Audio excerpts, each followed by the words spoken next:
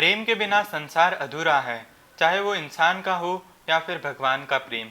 इसी सिलसिले में हमारी कहानी के नायक नवल और विशाखा की प्रेम कहानी शुरू होती है। दोनों नौजवान प्रेम के जोड़े थे। वे नित्य ही बगीचे में मिलते थे, सांझ होते ही घर को लौट जाते। एक दिन उनकी मुलाकात दादाजी त्रिलोकचंद से हुई। वे अक्सर ज्ञान की बातें किया करते थे।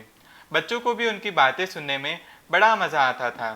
फिर तो दोनों के रोज की यही गाथा बन गई थी कि दादाजी की एक सीख लेकर ही घर जाते।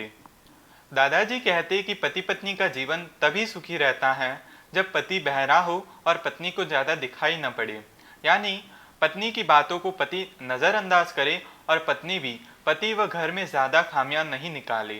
दूसरी सीख, जब झगड़ा हो तो एक अपनी समझदारी से हमेशा चुप रहे, इससे जीवन की बैलगाड़ी अच्छे से चलती है, वगैरह सीख लेकर दोनों घर के लिए रवाना हो जाते थे।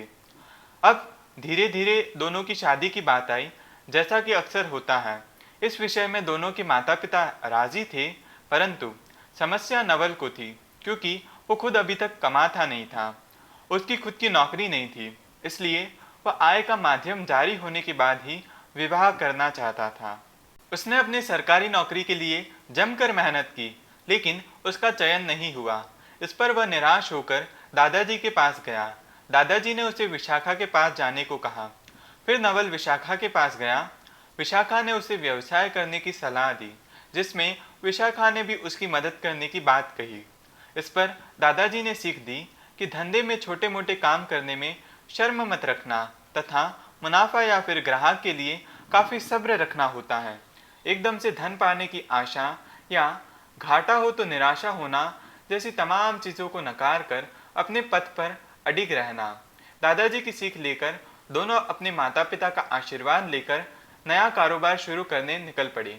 शुरुआत में थोड़ी तकलीफ आई, परंतु धीरे धीरे सब कुछ व्यवस्थित हो गया।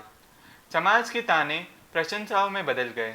अब वो दिन भी आ गया जब दोनों के मंगल मिलन की तारीख तय हो गई।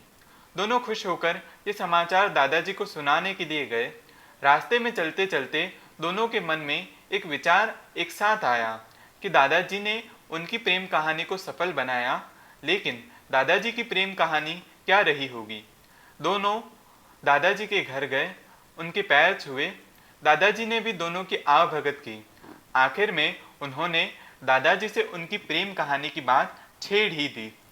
त्रिलोकचंद ने धीमी आह भरते हुए कहा, मैं भी जवानी में तुम दोनों जैसा रूपवान था और प्रेम के आकर्षण में फंस गया।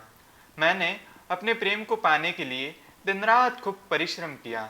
जब मैं योग्य बनकर उसका हाथ मांगने गया तो पूरा परिवार उसकी तस्वीर के चारों तरफ घेरा बनाकर बैठा था। वहाँ पर मुझे पता चला कि उसने किसी अबोध कारण से आत्महत्या कर ली है। एक बार तो ऐसा लगा कि जैसे पैरों तले जमीन खिसक गई, जैसे आकाश गगन मिले और यह दुनिया समाप्त। किंतु मैंने स्वयं को संभाला। वहीं पर मैंने निर्णय लिया कि किसी और से शादी करना मेरे पहले प्रेम पर कलंक होगा। इस वजह से मैंने उसे ही अपना आजीवन हमसफर समझा। उस समय की भीष्म प्रतिज्ञा के कारण मैंने आज तक कुंवारेपन में अपनी उम्र निकाल दी। जब कभी आसमान को देखता हूँ तो बादलों में उसका चेहरा बन जाता है। अब उसे देखकर यही ख्याल मन में आता है कि मन में तेरा ख्याल आते ही तेरी तस्वीर बन जाए, मन में तेरा ख्याल आते ही तेरी तस्वीर बन जाए।